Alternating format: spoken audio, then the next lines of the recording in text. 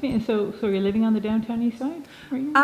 Sort of. I sleep outside. I tend to move a little bit further from the east side. It gets to be louder noisy right on Hastings, but So when you say sleep outside, like you have a tent and stuff, and you sleep sometimes I use my somewhere around? tent. For the most part, I'll usually sleep just on the street.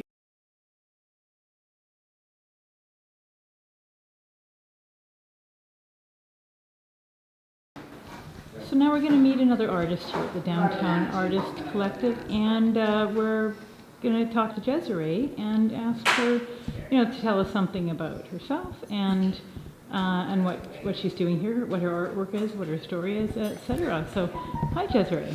Hi. I'm originally from Edmonton, and I started traveling when I was 20. I'm 33 now, and I had a odd, rough year. I didn't expect to end up in the downtown east side of Vancouver, but I seem to have found myself in a very safe and art-filled environment. I also work with the Overdose Prevention Society and helping with that.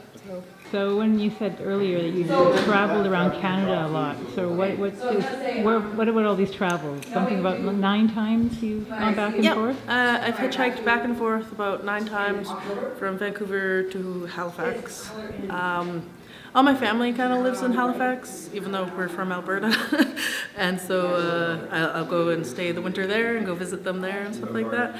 And then every now and again I'll come back. But the past couple of years, I had a dog. Me and my dog used to travel. But when he was about 7, 8, I could see it in him. He couldn't keep up walking. He couldn't keep up with the traveling and stuff. And so I settled down in Nova Scotia for a little bit to give him a break and time to pass. Yeah. Oh, wow. And then you made it your way back here. He passed in 2020. He had stones and other bladder issues going on that surgery just wasn't going to be able to really fix. And so, finally at 10 he passed.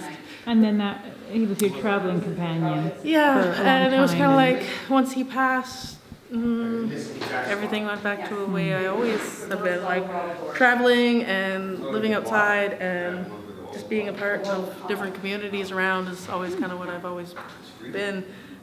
So it feels... Okay, yeah, so first, sorry about the passing of your dog. I know that's super hard. So, sorry about that. And then the traveling around, that's just been your way. Yeah. You just want to see the country, move everything, around. to get to know me better. I don't know. I like it. I like traveling. I like being able to know that I can trust the stranger that I'm getting into the car with, and things like that. People are always like, oh, you hitchhike, you travel, isn't that dangerous? And I'm like, the people that are picking me up have to be able to trust me as well. It's a two-way street, right? Yeah, for sure. So it's nice to live on that feeling of gratitude and being grateful for the rides that come and the people that help you out along the road. Interesting, yeah. Have you met others that do that? Actually, the person I came here with, he's very similar like me. He doesn't like being inside. He hates it to the core. He'd rather be outside and live the lifestyle that we live. So you're living on the Downtown Eastside? Are you? Sort of. I sleep outside. I tend to move a little bit further from the east side. It gets to be louder noisy right on Hastings, but So when you say sleep outside, like you have a tent and stuff, and you sometimes I use my around? tent. For the most part, I'll usually sleep just on the street, make sure there's an overhang. Okay. I can't lie and say I don't get overwhelmed by not having privacy or having 100 people walk by me all the time. But at the same time, the things that I see and the people that I meet and the interactions that I have, I wouldn't change it for anything. The people that are vulnerable and need you the most, and you don't realize how much they need you to check on them, it gives you a purpose that you didn't know you had. Really appreciate about ops.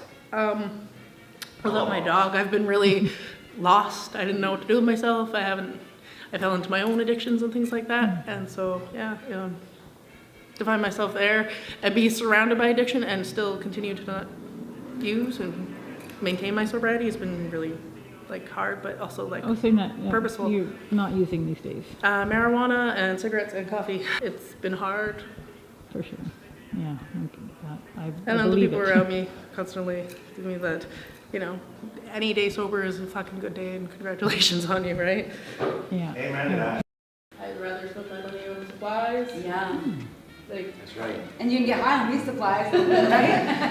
actually, the other day, I bought myself some cardamom donuts Yeah. and bought 6 of them. You know how much 6 of those fucking donuts cost? No, how much? 18 bucks. 20 bucks. Yeah. 22 something. I was like, I don't even know what a cardamom I was donut is. like, oh, they are so fancy and they're so gluttonous and decadent. They have such a variety of them. Like, I'm ruined when it comes to other donuts now. But to be able to be like, I spent my money on 6 donuts opposed to a $20 crack rock. Yeah. Go me! Yeah. Like, I bought food and I couldn't eat those 6 donuts, so I brought them to everyone at Ops and I was like, here. Yeah.